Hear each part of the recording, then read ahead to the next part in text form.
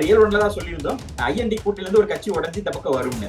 All India forward black அவர்கள் வந்து திமுக கூட்டில இருந்து உடஞ்சி அதிமுகவோட போவாங்க நம்ம சொல்லியிருந்தோம். ஆல் இந்தியா ஃபார்வர்ட் பிளாக் வந்து அதிமுகவோட கை கோர்த்திருக்காங்க. திமுகவுல இருந்து வெளியே வந்து அதிமுகவோட சேர்ந்திருக்காங்க. இதுவே நம்ம சொன்ன ஒரு விஷயம் நடந்திருக்கு அப்படிங்கறத பாக்குறோம். அதே மாதிரிதான் இந்த கூட்டணி பேச்சுகள் தொடர்ந்திருக்கு. பிசிகா வந்து இந்த கூட்டணியை விட்டு விலகி அதிமுக போறதுக்கான ஏற்பாடுகள் எல்லாமே நடந்துருச்சு. அதுல வந்து சபரீசன் அவர்கள் வந்து இன்வால்வ் ஆகி அந்த பிசிகாவை இழுத்து பிடிக்கிறதுல ஒரு முக்கியமான அங்கம் வகிச்சிருக்கிறார் அப்படிங்கறத பாக்குறோம். அதையும் தாண்டி இப்ப அதிமுக பாஜக கூட்டணி வரதுக்கான வாய்ப்புகள் இருக்கலாம். ஏன்னா இப்ப ஒடிசால பார்த்தோம்னா இப்ப நவீன் பட்நாயக் கூட பேச்சுவார்த்தை நடந்து கூட்டணி சுமூகமாறதுக்கான வாய்ப்புகள் இருக்கு. அந்த கூட்டணி விலகிட்டாங்க, திரும்ப அங்க சேர்றதுக்கான வாய்ப்புகள் இருக்கு. கன்ஃபார்ம் ஆயிரும். இப்ப பிஜேபியும் ஒன்னா சேர்றதுக்கான, பிஜு ஜனதாதளும் பாஜகவும் ஒன்னா சேர்றதுக்கான வாய்ப்புகள் கைக்கூடி வந்துருச்சு ஒடிசால. பீகார்ல நிதிஷ்குமார் சேர்ந்துட்டாரு. இந்த நாடாளுமன்ற தேர்தல் முடிஞ்சதுக்கு அப்புறமும் இன்னும் கூட்டணிகள் மாற வாய்ப்புகள் இருக்கு. ஒருவேளை அதிமுக பாஜக கூட்டணி சேராமலே தனிச்சு நின்னாங்கன்னா இன்னும் அங்க இருந்து திமுக பலவீனப்படுத்தி இன்னும் பல கட்சிகள் வந்து அதிமுகவோட சேர வாய்ப்புகள் அதிகமா இருக்கு. இது திமுகவை இன்னும் பலவீனப்படுத்த ஒரு வாய்ப்பா அமையும். அமித்ஷாவை பொறுத்த அளவுக்கு ரெக்கமெண்டேஷனை விட வின்னபிலிட்டி தான் பார்ப்பாரு. அவரோட மகனே சொன்னாலுமே கூட வின்னபிள் இருக்கா அப்படின்னு தான் பார்ப்பாரு. அவர் காலகாலமா அவர் கூடவே இருந்தாலும், அமித்ஷா அவரோட ரைட் ஹேண்டாவே இருந்தாலுமே கூட அதற்காக மட்டுமே சீட்டு கொடுக்கக்கூடியவர் அமித்ஷா கிடையாது. அவருக்கு வெற்றி வாய்ப்பு இருக்கா, அதற்காக மட்டும் தான் சீட்டு கொடுப்பாங்க. நீங்க விசுவாசமா இருந்தா உங்களுக்கான பதவிகள் தேடி வரும்.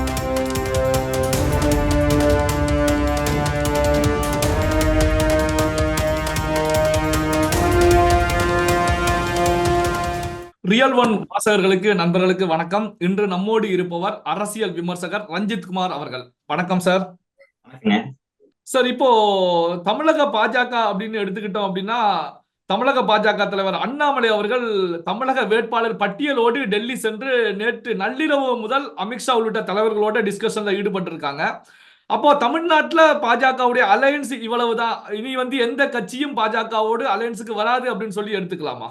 இல்ல, அது நம்ம வந்து இன்னும் எப்படி சொல்றா இறுதி முடிவு அப்படின்னு நம்ம எடுத்துக்க முடியாது. ஏன்னா இப்ப பட்டியல்கள் தயாரா இருக்கு அப்படிங்கிறப்ப கிட்டத்தட்ட 40 தொகுதியிலும் ஒரு 3 வேட்பாளர்கள் பேர் வந்து வாங்கிட்டு போயிருக்காங்க அப்படிங்கறத பாக்குறோம். இப்ப கட்சி முன்னாடி வந்து பிஜேபியில வேட்பாளர் இருக்காங்களா அப்படிங்கிற கேள்வி நீண்ட நாட்கள் எழுந்திருந்துச்சு.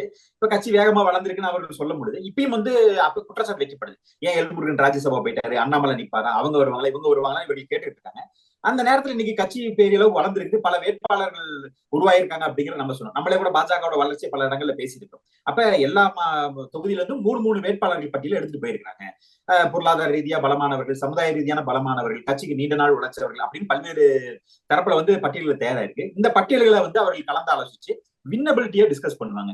இப்ப இவர்களுக்கு வந்து எந்த அளவுக்கு வெற்றி வாய்ப்பு இருக்கு, சமுதாய ரீதியான பலம் என்ன, பொருளாதார ரீதியான பலம் என்ன, இதெல்லாம் டிஸ்கஸ் பண்ணதுக்கு அப்புறம் எந்தெந்த தொகுதியை நம்ம வந்து தக்க வச்சுக்கணும், கூட்டணி வச்சாலும் கூட எந்தெந்த தொகுதியை கட்டாயமா வேணும் அப்படிங்கறதெல்லாம் பேசுறதுக்கான ஒரு சூழல் தான் உருவாகி இருக்கு அப்படிங்கிறத பாக்குறோம்.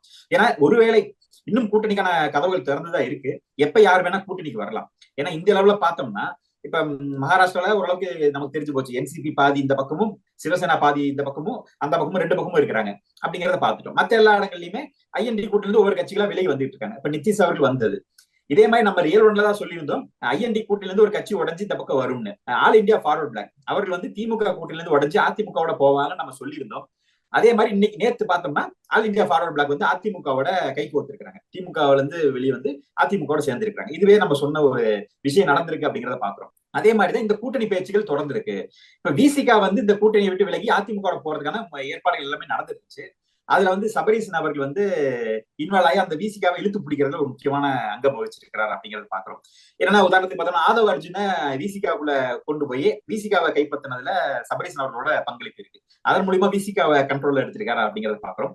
அதனால அந்த கூட்டணி மாற்றத்துல வந்து சில தேங்கல் ஏற்பட்டிருக்கு அப்படிங்கறத பாக்குறோம். அதையும் தாண்டி இப்ப அதிமுக பாஜக கூட்டணி வரதுக்கான வாய்ப்புகள் இருக்கலாம். ஏன்னா இப்ப ஒடிசால பார்த்தோம்னா இப்ப நவீன் பட்நாயக் கூட பேச்சுவார்த்தை நடந்து கூட்டணி சுமூகமாறதுக்கான வாய்ப்புகள் இருக்கு. அந்த கூட்டணி விலகிட்டாங்க, திரும்ப அங்க சேர்றதுக்கான வாய்ப்புகள் இருக்கு. கன்ஃபார்ம் ஆயிரும். இப்ப பிஜேபியும் ஒன்னா சேர்றதுக்கான, பிஜு ஜனதாதளும் பாஜகவும் ஒன்னா சேர்றதுக்கான வாய்ப்புகள் கைக்கூடி வந்துருச்சு ஒடிசால. பீகார்ல நிதிஷ்குமார் சேர்ந்துட்டாரு. ஆந்திராவை பொறுத்த அளவுக்கு சந்திரபாபு நாயுடுவும் பவன் கல்யாணும் சேர்றதுக்கான வாய்ப்புகள் போயிடுச்சு. அதுக்கான பேச்சுவார்த்தைகள் நடந்துகிட்டு இருக்கு. ஏற்கனவே ஜேடியு கர்நாடகால சேர்ந்துட்டாங்க. சோ இப்ப நாடு முழுக்க வந்து எல்லா இடத்துலயுமே வந்து கூட்டணிகளை வந்து ஸ்ட்ராங் பண்ணிட்டு இருக்காங்க பாஜக. முன்னாடி வந்து எந்த கட்சியுமே கூட்டணி இல்லை அப்படிங்கிற மாதிரி சொல்லப்பட்டப்ப இன்னைக்கு எல்லா மாநிலத்திலுமே முக்கியமான கட்சிகள் வந்து பாஜகவோட கூட்டணியில இருக்காங்க. அது அவர்கள் வந்து உறுதி செஞ்சுட்டு வந்துட்டு இருக்காங்க. ஏன்னா அது எங்கேயுமே அந்த கூட்டணி பிள வந்து அந்த ஓட்டுகள் சிதறி அது வந்து எதிர்கட்சிக்கு வந்து லாபமாயிடக்கூடாது. இவர்கள் வந்து நீங்க அந்த கூட்டணியை சேர்த்திக்கிறது மூலியமா எதிர்கட்சிக்கு அந்த கூட்டணி போயிடாம தடுக்கணும் அப்படிங்கிற அந்த வியூகத்தை வந்து கையாளுறாங்க. தமிழகத்திலையும் அதிமுகவை உள்ள கொண்டு வரதுக்கான ஒரு முயற்சி ஈடுபட்டு இருக்காங்க அப்படிங்கிறத பாக்குறோம். அதிமுக, பாமக, தேமுதிக எல்லாத்தையுமே சேர்த்து ஒரு பலமான கூட்டணி உருவாக்கணும். ஏற்கனவே திமுக பலவீனப்பட்டு இருக்கு. இந்த மாதிரி இந்த ட்ரக் மாஃபியா கேஸ், இந்த மாதிரி ஊழல்கள் வழக்கு, கன்விக்ட் ஆனது, இந்த மாதிரி விஷயங்கள் வந்து திமுகவை பலவீனப்படுத்தி இருக்கும் பொழுது ஒரு வலுவான கூட்டணி இருந்தா லாபம்ங்கிறத பாக்குறாங்க. அரசியல் எப்பயுமே இன்னொரு 2 ஓட்டு சேர்ந்து கிடைச்சா லாபம்ங்கிறது எல்லா கட்சியுமே பார்ப்பாங்க. அந்த அடிப்படையில அதையும் பார்த்துட்டு இருக்காங்க. சோ 2 விதமான, ஒருவேளை அந்த கூட்டணி கைகூடி வராட்டி 40 தொகுதியிலையும் வேட்பாளர் நிக்கிறதுக்கான ஒரு முயற்சியும் அதற்கான அனலைஸ் பண்ணிட்டு இருக்காங்க. கடைசி நேரத்துல கூட கூட்டணிகள் வந்து சேர்த்திக்கிறதுக்கான ஒரு முயற்சியும் எடுத்துட்டு இருக்காங்க அப்படிங்கறத நம்ம பார்க்க வேண்டியதா இருக்கு. அதிமுக முரண்டு பிடிச்சிட்டு இருக்காங்க. மத்திய பாஜக சேர்ந்தா நல்லதுங்கிற ஒரு விஷயத்துல பேசிட்டு இருக்காங்க. ஒருவேளை பேச்சுவார்த்தை சுமூகமாயி அதிமுக ஏதாவது லாபம் கிடைத்தா நிச்சயமா கூட்டணி சேர்றதுக்கான வாய்ப்புகள் அதிகமா இருக்கு. சோ பொறுத்திருந்து பார்ப்போம் இன்னும் என்ன பேச்சுவார்த்தை நடக்குது, எப்படி அவங்க இந்த டேர்ம்ஸ் அண்ட் கண்டிஷன் என்னவா இருக்க போகுது, இவர்களோட டிமாண்ட் என்னவா இருக்க போகுது, அவர்கள் என்ன கொடுக்க போறாங்க, அதெல்லாம் பொறுத்துதான் இன்னும் அந்த கூட்டணி உறுதியாகிறதுக்கான வாய்ப்புகள் இருக்கு. இப்போ நீங்க சொன்னது போலதான் இதை ஃபார்வர்ட் பிளாக்கை பொறுத்த வரைக்கும் அதிமுக கூட்டணிக்கு வந்துட்டாங்க. அதே நேரத்தில் இதுல கவனிக்கப்பட வேண்டிய முக்கியமான விஷயம் என்ன அப்படின்னா, நேஷனல் அளவுல ஐஎன்டிஐ அலையன்ஸ்ல வந்து ஃபார்வர்ட் கட்சி இருக்காங்க. தமிழ்நாட்டில் அதிமுகவில் இணைந்திருக்கக்கூடிய நிகழ்வு தமிழ்நாட்டில் திமுகவை புறக்கணிச்சிருக்காங்க அப்படிங்கிற நிலையிலையும் நாம எடுத்துக்கலாம். அப்போ இது வந்து திமுகவுக்கு ஒரு பின்னடைவை தானே ஏற்படுத்தும். ஏன்னா திமுக ஐஎன்டிஏ அலையன்ஸ்ல மிக பிரதான ஒரு முக்கிய கட்சியா இருந்துட்டு இருக்காங்க. அப்படி இருந்தும் ஐஎன்டிஏ அலையன்ஸ்ல இருக்கக்கூடிய ஒரு கட்சி திமுகவை புறக்கணித்து அதிமுக கூட வருகிறது அப்படின்னா இது திமுகவுக்கு பின்னடைவாக எடுத்துக்கலாமா? நிச்சயமா அது பெரிய பின்னடைவு தான். இப்ப என்ன ஒரு கட்சியை வந்து இவர்கள் இழந்திருக்காங்க அப்படிங்கறத பாக்குறோம். இன்னும் இப்ப கம்யூனிஸ்டுகள் வந்து அதிமுக பாஜக கூட்டணி சேர்ந்துருமோ, வேற வழி இல்லாம போயிருமோன்னு இப்ப கிடைச்ச வரைக்கும் லாபம்னு போயிட்டாங்க. அதுதான் உண்மையான கம்யூனிஸ்டோட நிலைமை. அவர்கள் வந்து சுயமரியாதை பத்தி பேசுறாங்க, ஆனாலும் அங்க மரியாதையே இல்ல. இருந்தாலும் 2 சீட்டை கொடுக்குறாங்க, கிடைச்ச வரைக்கும் லாபம், இது வந்து மிகப்பெரிய ஒரு வாய்ப்புன்னு சொல்லி 2 கம்யூனிஸ்டுகளுமே போயிட்டாங்க அப்படிங்கிறத பாக்கணும். ஏன்னா ஒரு சீட்டு தான் கொடுக்கணும்னு முன்னாடி பேசினாங்க. இப்ப அதிமுக போக வாய்ப்புகள் இருக்குன்னு சொல்லி திமுக உடனே அவசர அவசரமா அந்த தொகுதி பங்கீடை செஞ்சு முடிச்சிட்டாங்க. இப்ப ஏன்னா பாஜகவும் அதிமுக சேர்ந்துட்டா கம்யூனிஸ்டுகளுக்கு போக இடம் இல்லாம போயிடும். அப்ப வேற வழி இல்லாம கொடுக்குற சீட்டை வாங்கணும், இல்ல சீட்டே இல்லைனாலும் வேற வழி இல்லாம ஆதரவு தெரிவிச்சு நிக்க வேண்டிய ஒரு சூழலுக்கு வரணும்.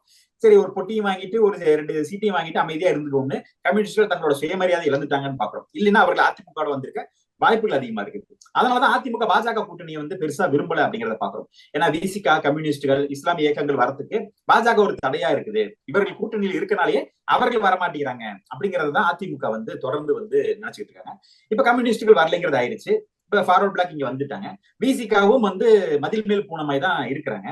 அதை நம்ம சொன்ன மாதிரி அங்க நம்ம திராவிட மாப்பிள்ளையோட ஒரு சாமர்த்தியத்தால அதை இழுத்து பிடிச்சு வச்சிருக்காங்க அப்படிங்கிறதையும் பாக்குறோம்.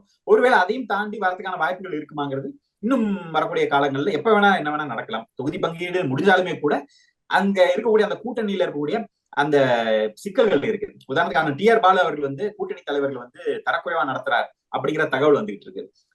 அதன் காரணமாகவே கூட ஃபார்வர்ட் பிளாக் வெளியே வந்ததாகவும் சொல்லப்படுது. அதே மாதிரி விசிகாவை ரொம்பவே வந்து கொச்சப்படுத்திருக்கிறாரு. பொது தொகுதி கேட்டதுக்கு வந்து அவர் விமர்சிச்சிருக்காரு அப்படிங்கிற தகவல் வந்து, ஒருவேளை அண்ணன் திருமா அவர்கள் சுயமரியாதையோட அவரு தன்மானத்தோட வெளியே வந்தாலும் வரலாம். சோ எல்லாமே அந்த கட்சிகளோட நடவடிக்கைகளை பொறுத்துதான் இருக்கு. சோ இன்னும் வர காலத்துல என்ன வேணா நடக்கலாம். இந்த நாடாளுமன்ற தேர்தல் முடிஞ்சதுக்கு அப்புறமும் இன்னும் கூட்டணிகள் மாற வாய்ப்புகள் இருக்கு.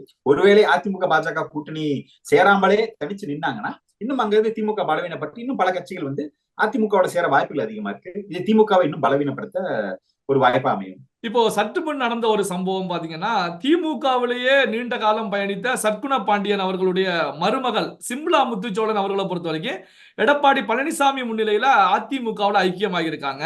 இப்போ மத்தியில ஆட்சியில இருக்கக்கூடிய பாஜக பக்கம் வர்றாங்க அப்படின்னா ஓகே, மத்தியில ஆட்சியில பாஜக இருக்கிறது ஓகே எடுத்துக்கலாம்.